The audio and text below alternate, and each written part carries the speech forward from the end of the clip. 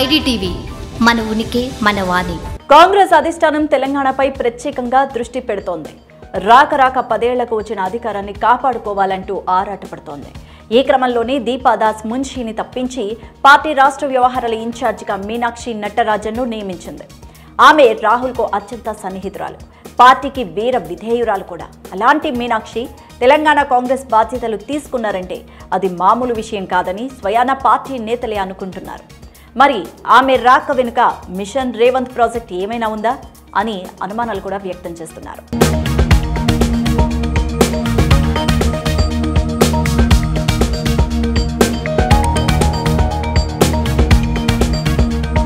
మీనాక్షి నటరాజన్ కాంగ్రెస్ అగ్రనేత, లోక్సభలో ప్రతిపక్ష నాయకుడైన రాహుల్ గాంధీకి సన్నిహితురాలు. అలాంటి నాయకురాల్ని కాంగ్రెస్ రాష్ట్ర వ్యవహారాల ఇన్ఛార్జిగా పంపించారు. ఇన్నాళ్లు ఆ బాధ్యతలో ఉన్న సీనియర్ నాయకురాలు దీపాదాస్ మున్షిని తప్పించి మరి మీనాక్షికి ఆ స్థానాన్ని కట్టబెట్టారు. ఇంత సడన్ గా ఎందుకు మీనాక్షిని తెలంగాణకు పంపించారు అనేది ఇప్పుడు పార్టీ వర్గాల్లోనే కాదు, రాష్ట్ర రాజకీయ వర్గాల్లోనూ తీవ్ర చర్చనీయాంశంగా మారింది.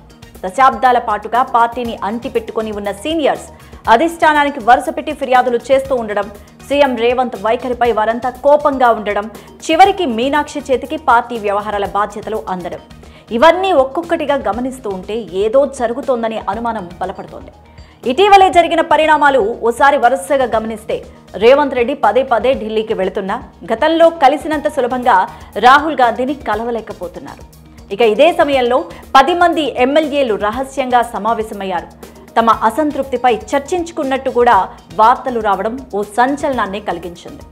ఇక వీటన్నిటికీ తోడు అధికారంలోకి వచ్చిన దగ్గర నుంచి కూడా రేవంత్ రెడ్డి ఒంటెద్దు పోకడలు పోతున్నారంటూ సీనియర్ నేతలు సైతం వరుస కట్టి పార్టీ పెద్దలకు ఫిర్యాదులు చేసినట్టు కూడా చాలాసార్లు వార్తలొచ్చాయి. ఇక అదనంగా కుల గణనపై వచ్చిన విమర్శలను సమర్థవంతంగా ఎదుర్కోలేకపోవడం, మరోసారి సర్వే అంటూ అప్పటికప్పుడు నిర్ణయాలు తీసుకోవడం, ఇక హైడ్రా పేరుతో హై డ్రామా చేయడం, మంత్రుల మధ్య ఐక్యత తీసుకురాలేకపోవడం, ఇక ఇవన్నీ చూసుకుంటుంటే ముఖ్యమంత్రి రేవంత్ రెడ్డి వైఫల్యాలుగా సీనియర్ నేతలు ప్రొజెక్ట్ చేసినట్టు కూడా తెలుస్తోంది. చివరికి పరిస్థితి చేజారిపోతోందని గ్రహించిన అధిష్టానం పార్టీ ఇన్ఛార్జిను మార్చేసింది. అంతా చక్కదిద్దాలని భావించిందని, ఆ క్రమంలోనే భాగంగా దీపాదాస్ మున్షి స్థానంలో మీనాక్షి నటరాజన్ వచ్చారని గాంధీ భవన్ వర్గాల్లో గుసగుసలు వినిపిస్తున్నాయి. త్వరలోనే స్థానిక సంస్థల ఎన్నికలున్నాయి.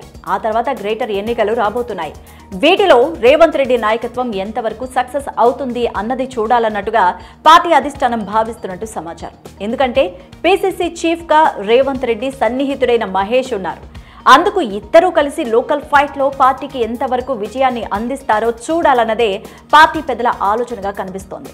అందుకే మీనాక్షి చేతికి బాధ్యతలు అప్పగించినట్టుగా కూడా సమాచారం అయితే అందుతోంది.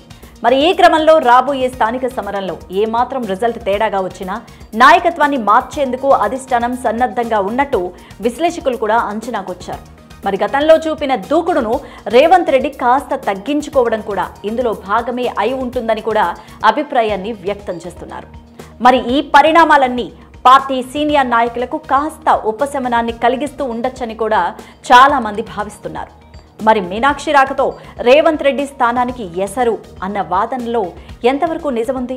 మరి ఈ విషయంపై భవిష్యత్తులో ఏం జరగనుంది అనే దానిపైన కూడా మీ అభిప్రాయాన్ని కామెంట్ సెక్షన్లో కామెంట్ చేయండి. స్టోరీని లైక్ చేసి షేర్ చేయండి. మరిన్ని ఇంట్రెస్టింగ్ అప్డేట్స్ కోసం ఐడిటీవీని సబ్స్క్రైబ్ చేయండి.